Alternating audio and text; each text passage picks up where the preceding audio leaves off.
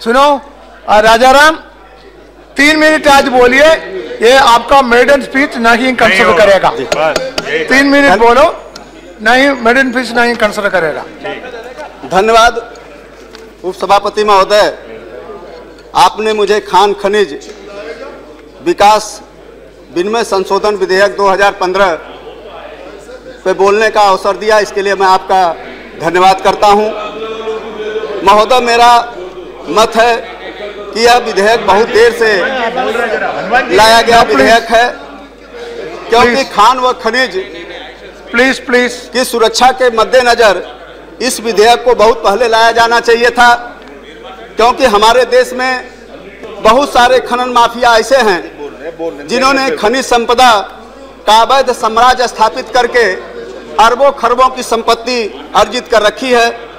लेकिन इस विधेयक के माध्यम से मुझे ऐसा नहीं लगता कि खनन माफियाओं पर अंकुश सरकार लगा पाएगी, क्योंकि इन माफियाओं की जड़ें इतनी मजबूत हैं कि वो देश की राजनीति को भी प्रभावित करते हैं। महोदय, एक तरफ खनन माफिया खनिज संपदा का दोहन करके अरबों खरबों की संपत्ति इकट्ठा कर रखे हैं, वहीं दूसरी तरफ खानों में काम करने वाले मजदूर इंसान होते हुए भी जानवर से बदतर जिंदगी जीने को मजबूर हैं। मजदूरों के पास रहने के लिए मकान नहीं है, उनके बच्चों के लिए शिक्षा का प्रबंध नहीं है, उनके लिए स्वास्थ्य की कोई व्यवस्था नहीं है, पीने के लिए पानी की व्यवस्था नहीं है। ऐसे में महोदय, यही नहीं, लेबर लॉ में जो मिनिमम वेजेज निश्चित की गई, जो कम से कम मजदूरी निश्चित की गई, वो भी मजदूरों को नहीं मिलती है। ऐसी स्थिति में मैं आपसे ये मांग करूंगा, सरकार आपके माध्यम से सरकार से मांग करूंगा कि इन कर्मचारियों को सेंट्रल गवर्नमेंट के कर्मचारियों की तरह ही सारी सुविधाएं मुहैया करानी चाहिए। महोदय, आपने राष्ट्रीय खनन खोज न्यास की बात की है।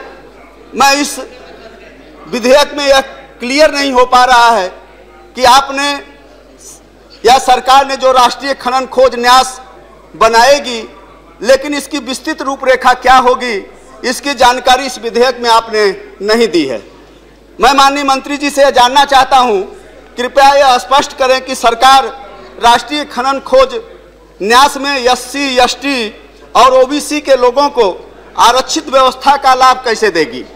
हम चाहते हैं कि इस न्याय में आरक्षित वर्गों के प्रतिनिधियों की जनसंख्या के आधार पर प्रतिनिधित्व होना चाहिए।